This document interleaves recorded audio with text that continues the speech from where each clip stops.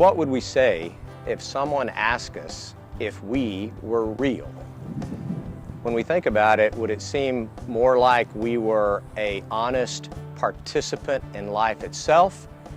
Or would it be more like we're an actor on a stage that is on and not letting our true definition of self come through? But maybe before we answer the question of are we real, we should look at a couple of definitions. Real can be defined as not an imitation or genuine. And when we look at the word genuine, it can be defined as something sincerely and honestly felt. So for us to say that we are real, it would mean that we're not an imitation, that we are genuine. And that would mean we sincerely and honestly feel whatever it is that makes up our thoughts and beliefs. So what are some of the barriers for us in trying to be real in our life? One area for us to start with is the home we grew up in. When we look at being real as being defined as not an imitation, the home we grew up in is probably the easiest place for this to happen. Have we simply adopted the thoughts and beliefs that were prevalent in the home we grew up in? If we have, it makes perfect sense. This environment obviously catches us when we are young and at the most influential time of our life. Because of this, it is extremely easy for us to adopt these thoughts and beliefs as our own, when in reality, we have not searched this out for ourselves. Just because someone told us how we should think or someone told us how we should believe, and we've taken these thoughts and beliefs as our own, doesn't mean that that is sincerely and honestly how we feel about these thoughts and beliefs. Until we take the time to search how we really think about something or what we truly believe about something, we don't really know how we sincerely and honestly feel about any particular topic. Now, let's take a minute to be clear here. By no means am I trying to say that we should ignore or disregard or disagree or rebel against thoughts and beliefs we grew up with. I'm simply saying that instead of just adopting these as our own because we grew up with them, we need to take a minute and search this out for ourselves so that we can decide if these thoughts and beliefs are something we sincerely and honestly feel. Another barrier to us being real and not an imitation comes with peer pressure. We all have friends, co-workers, or social groups where we spend a good majority of our time. And unfortunately, if we haven't searched for ourselves the depth of how we think and what we believe, we can be greatly influenced by peer pressure from these groups. When this happens, we have much more of a tendency to worry about how we look to other people. We have a desire to be accepted by other people, and we might even be willing to do something just to fit in with other people's thoughts. The best tool we have in not becoming an imitation due to peer pressure is simply knowing why we think and believe as we do. When we have searched a broad base of information from multiple points of view and are secure in why we think and believe like we do, then we'll tend not to worry about how we look to other people. We'll tend not to see the need to be accepted by other people. And we will not be willing to do something that goes against what we think and believe simply to fit in. Understanding how we do in standing up against peer pressure or giving in to peer pressure will give us a good indication of how real we are when it comes to our friends, co-workers, and social groups. It's also important for us to address some of the obstacles we can run into when we start searching out our own thoughts and beliefs. Do we simply take the first thing we look at and call it good? Or do we just look for confirmation for the thoughts and beliefs we grew up with?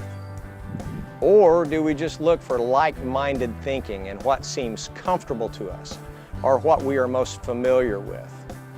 If we only search under these circumstances, then shame on us, because it is impossible to form true thoughts or true beliefs without looking at multiple sides. Any of us can find something out there to agree with, a preconceived thought that we may have. So it's only when we open our minds to look at multiple points of view are we able to form a real thought or belief about anything. And this is what makes it so hard for us to do this. It requires extra effort and it requires hard work.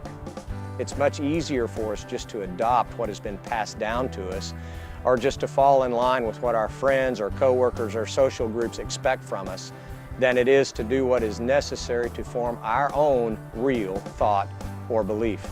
We would do well to listen to the words of Andrew Carnegie, who said, "Anything in life worth having is worth working for." I think that deep down inside, if we would let ourselves go there, each of us would like to be a better version of ourselves. And life gives us great examples of what this will take. Regardless of the field we look at, great talents in each of those fields all become better versions of themselves because of the practice that they put in. Let's work to help each other be better versions of ourselves, realizing this will be an ever-changing, ever-evolving process. And we need to understand that to become a better version of ourselves, we too will need to practice. We'll need to practice looking at multiple points of view on any particular topic. And we will need to understand that we're using these other points of view to help us form a more informed, well-rounded, complete thought of our own. And we know that this will require extra effort on our part, but it'll be worth it, because then we will know that our thoughts and beliefs are not an imitation, that they are real and genuine, and that they are sincerely and honestly felt or believed by us. When our thoughts and beliefs are derived from a more informed and well-rounded thought process, it will help us to reduce the division and conflict in the world, and it will help us to increase the love and peace in the world. Let's all work to get off the stage and do the work necessary to become a real and honest participant in life. In doing this, we will help to create a world of love without labels. Thanks everybody for watching. Thank you guys. I want to point out that a couple weeks ago we did some restructuring on our Patreon page, and we had originally had the thoughts of the day on our $20 level. Well, we've adjusted that, and now they're on the $5 level. And so anybody who wants to give $5 a video can have a thought of the day every day. So you get to hear from us every single day. And I also believe we restructured our behind the scenes videos and took them off of the $15 level and put them on the 10. And so we wanted to do that to give you guys more access to stuff at a more affordable cost. And so that being said, that was a big thank you to our patrons. And on top of that, we want to just give a huge thank you to our patrons, because you guys make all of this possible, and we want to continue to give back to you guys. Because you give to us, we want to continue to provide more content, more videos, more everything for you. And as our Patreon community grows, we will get to continue to provide more and more content. So thank you guys very, very much. If you guys would, please hit that like button if you like the video, and subscribe, and leave your comments below or email us. The email is in the bio.